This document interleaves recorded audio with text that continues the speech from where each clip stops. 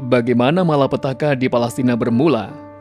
Sejarah singkat Palestina sejak masa Utsmani, penjajahan Inggris hingga berdirinya Israel. 15 Mei setiap tahun diperingati oleh rakyat Palestina sebagai Hari Nakba atau malapetaka. Tahun 2018 menandakan malapetaka tersebut telah terjadi selama 70 tahun lamanya.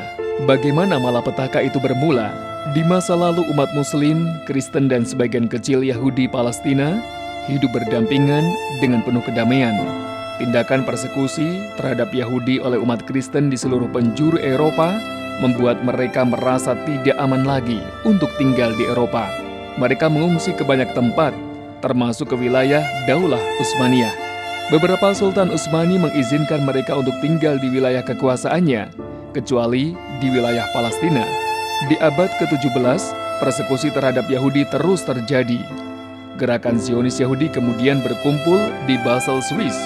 Dalam pertemuan tersebut, mereka memutuskan untuk mendirikan sebuah negara independen untuk bangsa Yahudi.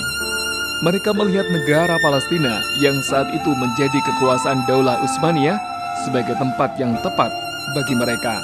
Gerakan Zionis mulai merancang imigrasi besar-besaran ke negeri Palestina dan menyiapkan dana yang besar untuk membeli tanah di sana. Pada tahun 1897, Theodor Herzl, pimpinan gerakan Zionis, mendatangi Sultan Abdul Hamid II untuk membeli Palestina. Namun Herzl pulang dengan tangan hampa. Khalifah dengan penuh izah menolak mentah-mentah tawaran emas yang berlimpah-limpah. Kelompok sekuler dan Yahudi di Turki kemudian membuat konspirasi.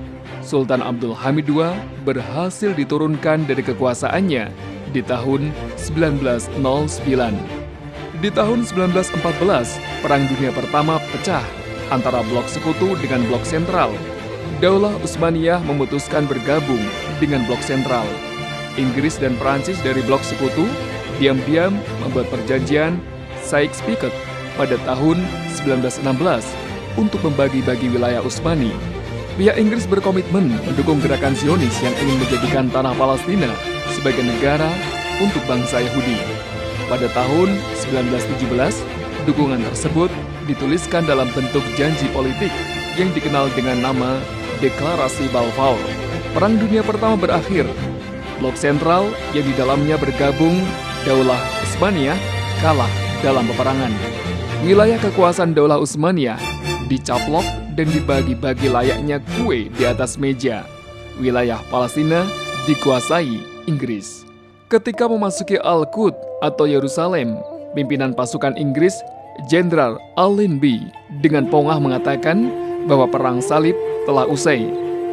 Daulah Utsmaniyah yang menjadi pelindung umat Islam berabad-abad lamanya resmi dihapuskan pada tanggal 3 Maret 1924. Inggris membuka lebar-lebar keran imigrasi Yahudi menuju Palestina. Rakyat Palestina mencoba untuk melawan. Revolusi rakyat Palestina untuk melawan penjajahan Inggris dan Zionis pun pecah pada tahun 1936. Salah satu pimpinan perlawanan itu adalah Syekh Izzuddin Al-Qassam, yang kelak namanya dijadikan sebagai nama sayap militer Hamas. Syekh Al-Qassam sahih ditembak tentara Inggris pada tanggal 20 November 1935. Perjuangan kemudian dilanjutkan oleh pengikutnya. Selama 3 tahun revolusi dan perlawanan, ribuan rakyat Palestina wafat, dibunuh, dan dibantai. Pasukan Inggris juga memburu semua pimpinan politik dan jihad Palestina. Palestina semakin tak berdaya karena ketiadaan sosok pemimpin perlawanan secara politik maupun militer. Mereka ada yang dibunuh, ditangkap, bahkan diusir keluar dari Palestina. Perang Dunia Kedua pecah tahun 1939. Dunia kembali membara. Peperangan dahsyat kembali terjadi. Untuk melawan musuh, Inggris banyak merekrut tentara dari kalangan Yahudi yang ada di Palestina. Mereka dilatih secara militer. Adolf Hitler, pimpinan Jerman, melakukan pembantaian besar-besaran terhadap Yahudi. Mereka dikirim ke kamp-kamp konsentrasi. Gelombang pengungsi Yahudi dari Eropa terus bertambah. Inggris dan Amerika Serikat memutuskan untuk membantu mereka. Perang Dunia Kedua berakhir pada tahun 1945. Di tahun yang sama, Indonesia meraih kemerdekaannya. Namun saudaranya Palestina masih berjuang melawan penjajah. Kelompok bersenjata Yahudi yang pernah mendapatkan pelatihan militer dari Inggris saat Perang Dunia Kedua melakukan serangan besar-besaran di Palestina. Tujuan mereka adalah untuk menekan dan mengusir pasukan Inggris. Mereka sudah tidak sabar untuk menguasai seluruh wilayah Palestina. Kelompok bersenjata Yahudi aktif melakukan aksi pengeboman ke gedung-gedung milik Inggris dan pusat keramaian penduduk Palestina. Aksi pengeboman dan perlawanan tersebut membuat Inggris kewalahan dan memutuskan untuk menarik diri dari Palestina. Inggris kemudian cuci tangan atas semua kekacauan yang terjadi di Palestina dan menyerahkan urusan tersebut kepada PBB.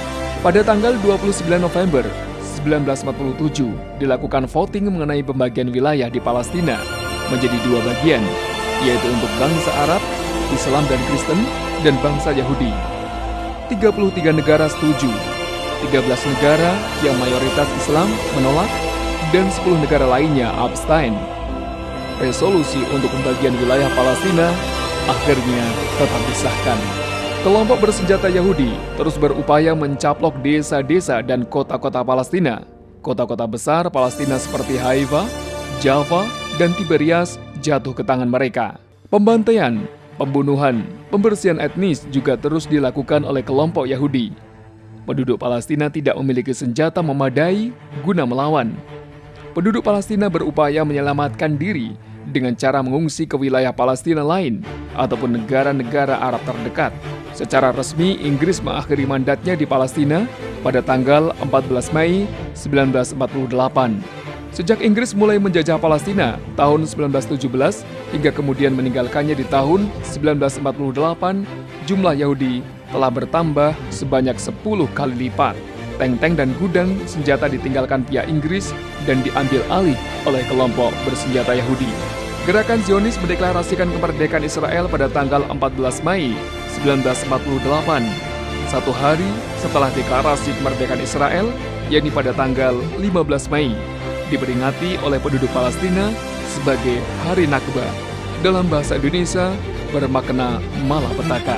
Negara-negara Arab di sekeliling Palestina mendeklarasikan perang melawan Israel guna menyelamatkan Palestina. Walaupun banyak negara Arab yang membantu dan jumlah pasukan Arab lebih banyak, mereka tak mampu mengalahkan Israel. Israel mendapatkan kekuatan politik dan keuangan yang besar dari negara-negara Barat, terutama Amerika Serikat. Kemenangan Israel mendorong mereka guna memperluas wilayah kekuasaannya melewati batas-batas yang telah ditentukan oleh PBB. Hingga bulan April 1949, lebih dari 500 desa dan 10 kota Palestina diambil alih dan diyahudisasi oleh Israel. Lebih dari 750.000 rakyat Palestina diusir dari tanah airnya dan 13.000 wafat dibunuh Israel. Nakba atau malapetaka tidak serta-merta berakhir pada tahun 1948 hingga 1949. Hingga detik ini, setelah 70 tahun lamanya, malapetaka itu terus terjadi. Israel tak pernah berhenti berupaya mencaplok keseluruhan wilayah Palestina. Israel tak pernah berhenti menghancurkan pemukiman dan perkebunan penduduk Palestina, kemudian mendirikan pemukiman ilegal di atas tanahnya. Penduduk Palestina yang tinggal di tepi barat dipaksa tunduk pada hukum militer yang dibuat oleh penjajah Israel. Di tepi barat mereka harus melalui banyak checkpoint atau pos keamanan yang didirikan di atas tanah mereka sendiri. Mereka juga terkadang ditangkap dan dijebloskan ke penjara tanpa adanya proses hukum yang jelas dan tidak adil, juga tanpa pandang usia maupun jenis kelamin, baik pria maupun wanita. Penduduk Palestina di jalur Gaza lebih menderita lagi. Wilayah udara, laut dan darat mereka diblokade secara total oleh Israel. Penduduk Palestina terus berjuang hingga entah kapan guna mendapatkan hak mereka untuk merdeka dan hidup bebas di atas tanah air mereka sendiri. Bagi rakyat Palestina, Nakba atau malapetaka tidak akan pernah berakhir sebelum mereka merdeka sepenuhnya dari penjajah Israel.